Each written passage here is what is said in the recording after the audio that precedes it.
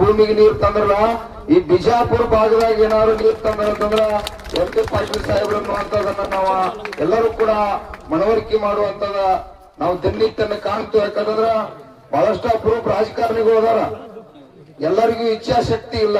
ಆದ್ರೂ ಇವತ್ತು ಈ ಭಾಗಕ್ಕ ಸಿದ್ದೇಶ್ವರ ಅಪ್ಪುಗಳ ನಡೆದಾಡಿರ್ತಕ್ಕಂತ ನಾಡಿನಾಗ ಅವ್ರ ಮಾತು ಕೊಟ್ಟರೆ ಅವ್ರ ಬಹುಶಃ ನಾವೆಲ್ಲ ಕೇಳಿದ್ರು, ಏನ್ ಮಾಡ್ಬೇಡ್ರಿ ಈ ಭಾಗದಾಗ ನೀರಾವರಿ ಮಾಡ್ರಿ ಅನ್ನುವಂತ ಅವ್ರು ಏನು ವಿಚಾರನ ಕೊಟ್ಟರು ಅದನ್ನ ಅವ್ರ ಮಾತನ್ನ ತಪ್ಪದ ಈ ಭಾಗಕ್ಕ ನೀರಾವರಿ ಅನ್ನೋದು ಬಹಳ ಮಹತ್ವ. ನಮ್ಮ ರೈತರಿಗೆ ಏನ್ ಬೇಕಾಗಿತ್ತ, ಒಳ್ಳೆ ನೀರಾವರಿ ಬೇಕು, ಒಳ್ಳೆ ವಿದ್ಯುತ್ ಬೇಕು, ಒಳ್ಳೆ ಬೆಳೆ ಬೇಕು, ಇಷ್ಟಾರ ಸಾಕ.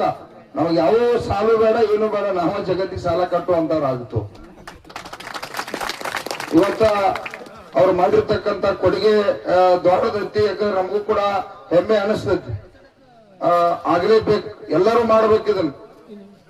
ಅವ್ರಿಗೆ ಬಹುಶಃ ಇನ್ನೇನು 5 ವರ್ಷ ನೀರಾವರಿ ಮಂತ್ರಿ ಆಗಿರಪ್ಪ ಅಂತ ಹೇಳಿ ಬಿಜಾಪುರ ಅನ್ನುವಂತ ಸಂಪೂರ್ಣ ನೀರಾವರಿ ಮಾಡುವಂತ ಕೆಲಸ ಮಾಡ್ತಾರೆ. ಆದ್ರೂ ಕೂಡ ಅವ್ರದ ಈಗಾದ್ರೂ ಪ್ರಯತ್ನ ಐತಿ.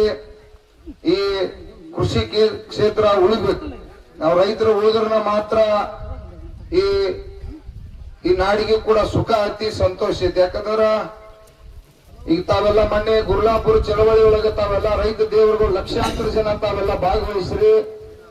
ಆ ಶ್ರಮ ಮತ್ತು ಸಹಕಾರ ಎಲ್ಲರ ಸಹಕಾರದಿಂದ ಇವತ್ತ 300 ರೂಪಾಯಿ ನೀವು ಹಣ ತಗೋಲಿಕ್ಕೆ ಸಾಧ್ಯ.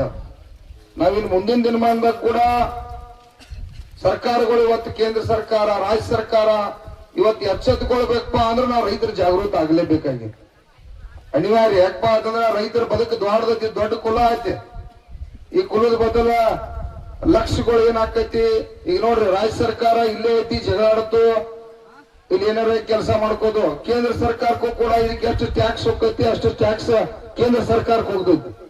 ಅವ್ರು ಒಳ್ಳೆ ಕೊಡ್ತಕ್ಕಂಥದ್ದು ಏನೈತಿ ಅನ್ನೋದು ಕೂಡ ಚಿಂತನೆ ಮಾಡ್ಬೇಕಾಗಿತ್ತು. ಅವ್ರು ಕೊಡ್ತಕ್ಕಂಥದ್ದು ಗುರುಗಳ ಬಹಳ ಕಡಿಮೆ ಐತಿ. ಇಲ್ಲಿ ಅವ್ರಿಗೂ 4 ಲಕ್ಷ ಗಂಟೆ ರೊಕ್ಕ ಹೋಗ್ತೈತಿ. ಅವ್ರದ್ರೊಳಗೆ ಕೂಡ ಒಂದು 50-60 ಸಾವಿರ ಕೋಟಿ ರೂಪಾಯಿ ಅವ್ರ ಕಡೆನೂ ನಾವು ಹೆಚ್ಚಿನ ಹಣ ಪಡಿಬೇಕಾಗಿತ್ತು. ಇವತ್ತು ಕಬ್ಬಿಂದ 1025 ರಿಕವರಿ ಇದ್ದ ಅಂದ್ರೆ 9.5 ಇದು 1025 ಮಾಡಿ ಇವತ್ತು 4,500 ರೂಪಾಯಿ ರೇಟ್ ಸಿಗ್ಬೇಕಾಗಿತ್ತು. ನಮಗೆ ಶ್ರಮಕ್ಕೆ ತಕ್ಕಂತೆ ಬೆಲೆ. ಅವ್ರ ರಿಕವರಿ ಹೆಚ್ಚು ಮಾಡಿ ಅವರ FRP ಹೆಚ್ಚು ಮಾಡ್ರ. ಇವೆಲ್ಲ ಮೋಸ ಬಹಳ ರೈತರಿಗೆ ಆಗಿದಾವ. ಈ ಕೇಂದ್ರ ಸರ್ಕಾರ ಕೂಡ ನಾವು ಇನ್ನು ಮುಂದಿನ ದಿನ ಮಾಡಿದಾಗ ಎಲ್ಲ MP ಅವ್ರ ಮನೆಗೆ ಕೂಡ ಹೋರಾಟ ಮಾಡ್ತಕ್ಕಂಥದ್ದು ಮಾಡೋರದು ಮಾಡಬೇಡ್ರಿ. ಮತ್ತ ಲಾಭ ಆಗ್ಬೇಕಾದ್ರೆ ಮಾಡ್ಬೇಕು. ಎಲ್ಲಾ ಬೆಳೆಗಳಿಗೂ ಸಿಗ್ಬೇಕ. ಇವತ್ತು ತೊಗರಿ ಬೆಳಿತೀರಿ, ಮೆಕ್ಕೆಜೋಳ ಬೆಳಿತೀರಿ. ಮೆಕ್ಕೆಜೋಳ ಇವತ್ತು ಜೋಳ ಬೆಳಿಬೇಕಾದ್ರೆ ಎಷ್ಟು ಕಷ್ಟ ಐತೆ. ಮಿನಿಮಮ್ ಅತಿ ಕೇವಲ ಅಂದ್ರೆ 10,000 ರೂಪಾಯಿ